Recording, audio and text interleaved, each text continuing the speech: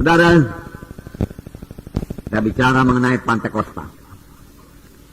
Nah, pada waktu Tuhan Yesus naik ke surga, Dia memberikan satu pesan yang sangat penting kepada murid-muridnya, yang tertulis dalam Kisah Rasul pasal 1 ayat 4.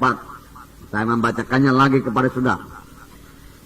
Pada suatu hari ketika Ia makan bersama-sama dengan mereka, Ia melarang mereka meninggalkan Yerusalem dan menyuruh mereka tinggal di situ menantikan janji Bapa yang demikian katanya, telah kamu dengar daripadaku, sebab Yohanes membaptis dengan air, tetapi tidak lama lagi kamu akan dibaptis dengan Roh Kudus. Tuhan Yesus sendiri mengatakannya sebelum Dia naik ke sorga, yaitu sewaktu Dia masih melayani di bumi ini. Tuhan Yesus beberapa kali bicara mengenai Roh Kudus akan datang, Roh Kudus akan memenuhkan kamu, Roh Kudus akan memimpinkan kamu, dan seterusnya. Nah, di sini sekali lagi Dia mengatakan sebelum Dia naik ke sorga, perkataan yang terakhir, sebab Yohanes membaptis dengan air, tetapi tidak lama lagi kamu akan dibaptis dengan Roh Kudus. Kamu akan ditenggelamkan dalam Roh Kudus, dan hidupmu akan berubah, seperti dikatakan dalam ayat 8. Tetapi kamu akan menerima kuasa. Kamu akan menerima kuasa. Saudara akan menerima kuasa. Saya akan menerima kuasa. Roh Kudus itu kuasa. Amin, saudara. Ya, kita menerima kuasa. Jadi kalau kita dibaptis dengan Roh Kudus, kita menerima kuasa. Dan kamu akan menjadi saksiku di Yerusalem dan seluruh Judea dan Samaria dan sampai ke ujung bumi. Oleh sebab itu setiap kali saudara melayani, saudaraku, melayanilah dengan kuasa Roh Kudus. Ya, melayani dengan kekuatan sendiri, akal sendiri, cara sendiri, saudaraku, cara-cara manusiawi, saudaraku, mengambil hati manusia, saudaraku. Tuhan telah berikan Roh Kudus, saudaraku. Biarlah Roh Kudus memakai saudara. Firman Tuhan berkata, kamu akan beroleh kuasa. Apa yang sangat dibutuhkan dalam pekerjaan Tuhan? Kuasa. Kuasa. Firman Tuhan berkata, huruf itu mematikan, tetapi Roh Kudus menghidupkan. Firman Tuhan berkata, bukan oleh kuat, bukan oleh gagah, tapi oleh Roh Tuhan juga, maka pekerjaan Tuhan jadi. Ini dikatakan ayat 14. Saya membacakan pada saudara Kisah Rasul pasal 1 ayat 14. Mereka semua bertekun dengan sehati dalam doa bersama-sama dengan beberapa perempuan serta Maria ibu Yesus dan dengan saudara-saudara Yesus. Dia disebut namanya, tapi dikatakan semua bertekun dengan sehati. Ini perlu, saudaraku, sehati. Sidang Tuhan perlu bersehati. Doa yang bersehati, saudaraku, besar kuasanya. Doa yang bersehati menurunkan kuasa Tuhan. Bertekun artinya tidak mudah menyerah. Terus bertekun, walau ada halangan, walau ada gangguan, walau ada gelombang, dia bertekun, dia maju terus, di atas gelombang tersebut. Bersama-sama beberapa perempuan. Nah, saudara yang kasihan nama Yesus. Dan kalau saudara baca Kisah 2, boleh dicurahkan Roh Kudus pada 120 orang. Nah, saudara, pada perjanjian lama tidak begitu banyak yang dibaptis dengan Roh Kudus. Hanyalah, saudaraku, raja-raja, nabi-nabi, saudaraku, dan imam-imam. Dan saudaraku, setelah mereka diurapi dengan Roh Kudus, saudaraku, setelah mereka diurapi dengan Roh Kudus, mereka sanggup menyampaikan panggilan Tuhan dalam hidup mereka. Kalau mereka, dia sebagai raja, saudaraku, Raja Daud diurapi, lalu Daud sanggup, saudaraku, melayani. Urapan itu, saudaraku, menyanggupkan mereka. Urapan itu mengubahkan mereka. Diurapi dengan minyak pada waktu, tapi sekarang diurapi dengan Roh Kudus. Memberikan mereka pengertian baru setelah mereka diurapi dengan Roh Kudus. Kuasa Tuhan bekerja dalam pelayanan mereka, saudaraku, setelah mereka diurapi dengan minyak itu, diurapi dengan Roh Kudus, saudaraku. Nah, saudara, Musa sangat menginginkan supaya semua bangsa Israel, saudaraku, dipenuhkan dengan Roh Kudus. Tapi keinginan Musa ini tidak kesampaian, belum waktunya. Musa sudah merasakan bagaimana jamaah Roh Kudus dalam hidupnya. Musa sudah merasakan bagaimana Roh Kudus mengubahkan hidupnya.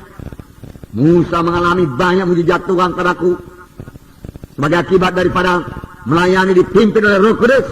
Tanda tanda mujizat berlaku. Ya, dia kepingin supaya seluruh bangsa Israel menerima berkat yang sama. Kalau semua bangsa ini nabi adanya, dia katakan. Nabi pada waktu menerima Roh Kudus, dia rindu semua bangsa Israel dipenuhkan dengan Roh Kudus. Tapi belum waktunya. Sekaranglah waktunya, amin, saudara. Sekarang semua kita bisa penuh dengan Roh Kudus, amin. Haleluya, haleluya. Ya. Nah, bagi kamulah perjanjian itu, bagi anak-anakmu, bagi kamu yang jauh-jauh, seberapa banyak yang dipanggil oleh Tuhan Allah kita. Bagi kita lah perjanjian, saudara. Dipenuhkan dengan Roh Kudus. Dalam hidup kita bekerja karunia-karunia Roh Kudus, saudara. Ada kepada Musa masih diberikan Tuhan 70 orang di luar Musa. Apa gunanya? Karena Musa sendiri tidak sanggup memimpin bangsa itu.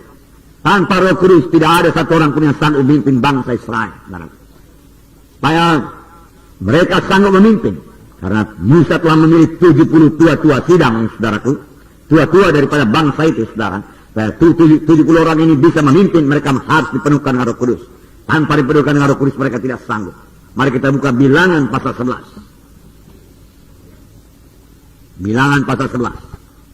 Ayat 17. Maka aku akan turun dan berbicara dengan engkau di sana. Lalu sebahagian dari roh yang hinggap padamu itu akan kuambil dan kutaruh atas mereka. Maka mereka bersama-sama dengan engkau akan memikul tanggung jawab atas bangsa ini. Jadi tidak usah lagi engkau seorang diri memikulnya. Tanpa diberikan Roh Kudus mereka tidak bisa memikul tanggung jawab atas bangsa Israel. Mereka bahkan tidak mengerti memikul tanggung jawab itu, saudara. Mereka tidak mengerti. Sampai sekarang kalau kita mau mengerti perkara-perkara rohani, kita tidak bisa mengerti dengan akal manusiawi, dengan kebentaran manusia tidak bisa. Kita perlu, saudara, wahyu daripada Roh Kudus, saudara. Kita perlu Roh Kudus, saudara, bekerja dalam hati kita, saudara, menerangkan rahasia daripada firman Tuhan.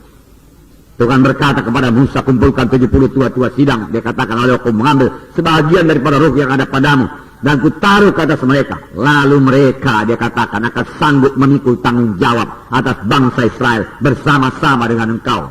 Tanpa diberikan Roh Kudus mereka tidak sanggup memikul tanggung jawab. Itu sebabnya saudara Tuhan berkata, tunggulah di Yerusalem, jangan pergi. Kamu tidak akan sanggup menegakkan perintah agung kalau bukan dengan Roh Kudus. Tuhan berkata, tunggu sampai kamu lengkap dengan kuasa dari Maha Tinggi. Betapa sayangnya saudaraku, masih banyak saudaraku, ya, gereja-gereja belum menerima Roh Kudus sepenuhnya, belum membiarkan Roh Kudus beroperasi dalam sidang Tuhan. Saudaraku, dalam sidang ini biar Roh Kudus saudaraku mengambil tempat yang utama, memimpinkan kita semua, saudaraku, mengubahkan kita semua, melengkapi kita semua, mengurapi kita semua, dan membiarkan saudaraku Roh Kudus bekerja dalam sidangnya ini dengan memakai saudara. Haleluya. Nah, saudaraku. Kemudian ayat 24, mari kita baca. Setelah Musa datang keluar.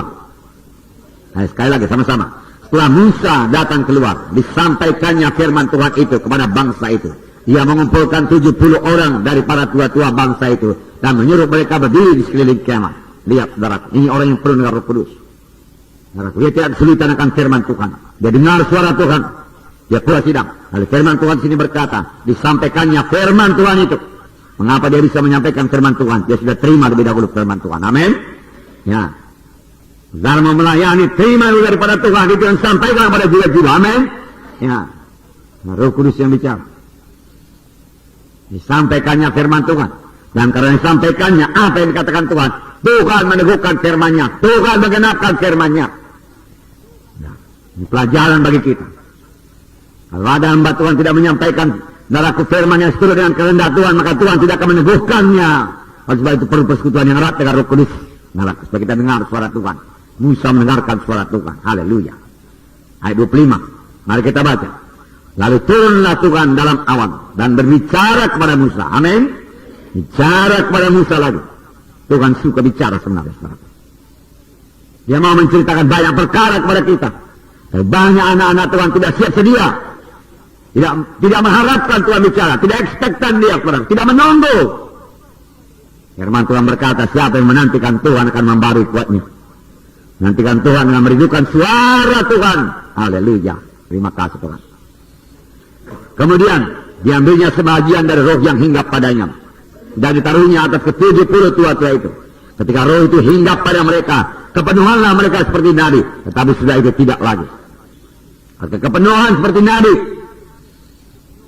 tetapi seterusnya tidak begitu limpah lagi. Dengan kata lain, pada waktu itu saudaraku, nabi selalu penuh dengan Roh Kudus. Nabi selalu menerima berita daripada Tuhan. Amin. Oleh sebab itu nabi pada zaman perjanjian lama dengan mudah berkata, dengarlah sabda Tuhan.